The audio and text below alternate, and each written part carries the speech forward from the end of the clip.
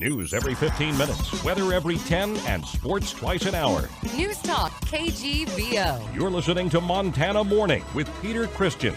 Hundreds protest as Steve Daines is a Helena no-show. Good morning, everyone. Montana Morning for Wednesday, February 22nd, George Washington's real birthday. February 22nd, 2017. It's cloudy. It's 32 degrees in Missoula right now. Roads around the area mostly bare and wet. Our newscast this morning, sponsored by Bullseye Wear, Missoula's only certified master optician, 2910 South Reserve. Call 552-1299.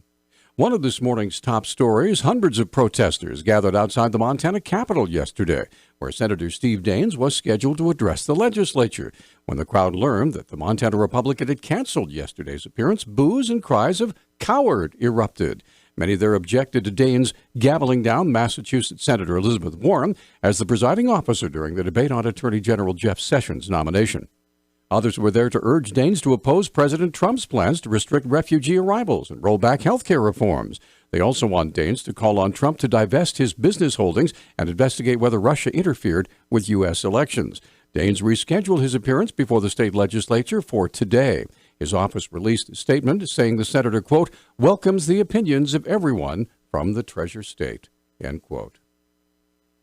Missoula police received a call from a local hospital on President's Day, and staff reported that a woman had arrived claiming to have been strangled in a recent domestic disturbance. Police Public Information Officer Travis Welsh has more. Officer was called to a local hospital emergency room for the report of a female who had reported that she had been involved in a disturbance with a male who had forced his way into her apartment. The female reported that the male had attempted to strangle her. She reported that sometime during the course of events that she described, she suffered seizures.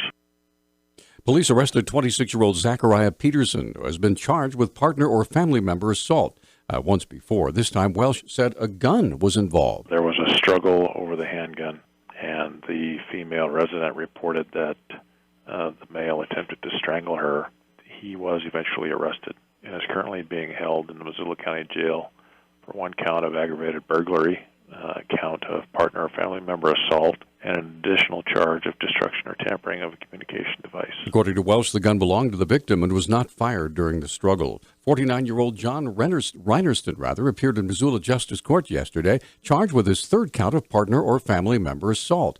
A felony. Deputy Missoula County Attorney Amber Henning asked Judge Marie Anderson for high bail. Your Honor, we're requesting that bond be set at $25,000. The defendant is alleged to have pushed his girlfriend to the floor and grabbed her by the throat. He even admitted to pushing her to the ground. And according to the victim, the defendant was having a friend over to do meth before this incident occurred. Henning detailed part of Reinerston's criminal history. The defendant has at least 3 prior convictions for PFMA and is a registered violent offender. He even had an MSP sentence previously. In addition to the standard conditions, we're also asking for GPS monitoring, drug testing, and no contact with the victim. Reinerston appeared via video from the county jail. During his appearance, the woman who was the alleged victim was in the courtroom and denied that the friend was coming over to do meth, and also asked Judge Anderson not to enforce the no-contact order.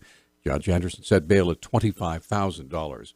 An expose by NBC Montana on the use of credit cards by employees of the city of Missoula and other Montana cities is provoking some backlash from local officials. Street Maintenance Superintendent Brian Hensel said the story is missing some important details. The only thing I'd say is if they use the same level of accuracy on my little section of it that they applied to everyone else, I would really question it. I laid it out for them, and you want to talk about fake news and cutting and pasting the parts you just want to use.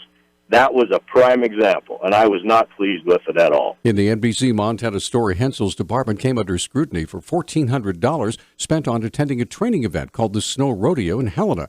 Hensel said the money was well spent and covered the costs of 4 people. On my little segment where my picture flashed out, they made it seem like I was the only one that attended the Snow Rodeo. Myself and 3 crew went for that $1,400. That included registration, boarding, and then also fuel. It's hands-on training with new equipment, and then it's a training competition and also classroom. We've been doing it for years and years. The NBC Montana investigation has raised eyebrows, though, after finding many purchases by city employees that the public may find questionable, including ribeye dinners at a local steakhouse, a pair of $100 River sandals, and even some skull candy earbuds, which were purchased on Amazon. Authorities say a 12-year-old boy is in custody after leading police on a high-speed chase with a loaded gun in his vehicle in southern Montana. The Billings Gazette reports the chase began in Billings yesterday after troopers spotted a vehicle driving erratically. Highway Patrol Captain Keith Edgell said authorities followed the boy on I-90 until Laurel, where he drove on multiple streets to get away from police. Spike strips were deployed 3 times, and the boy's vehicle lost air in 3 tires before driving onto a dead-end road and getting stuck near an apartment building. Officers found a gun in the boy's vehicle and took him into custody. Edgell said the vehicle belonged to the boy's relative, who did not know the car had gone missing. Democrat Missoula legislator Kimberly Dudick of House District 94 will be introducing a bipartisan bill this morning aimed at helping Frenchtown and other communities to collect on over $1 million in unpaid property taxes, this time from abandoned mill site currently owned by M2 Green. Even though at this point there seems to be over $1 million of unpaid taxes, the county does not seem to think it has a remedy to collect those taxes other than what's called a tax lien, in which case they could then eventually have possession of the property, but nobody wants possession of the property because it is contaminated, and then they would have to clean it up. Dudick explains how her bill would remedy the problem and get that tax money to the Frenchtown community. My bill would allow the county or other taxing jurisdiction to file a civil action to recover these delinquent taxes that are owed to the county. And then the school board would then get its share. They would no longer have to just discount 4% of the revenue they're supposed to get to support their school because of the non-payment of taxes, which is what they have been doing. Other communities, such as Colstrip, are eyeing Dudick's bill as a way to force property owners to pay what they owe. Carla Gray, the first female Chief Justice of the Montana Supreme Court, has died of cancer. She was 69. Gray's husband, Myron Curie, told the Great Falls Tribune that Gray died Sunday at St. Peter's Hospital in Helena.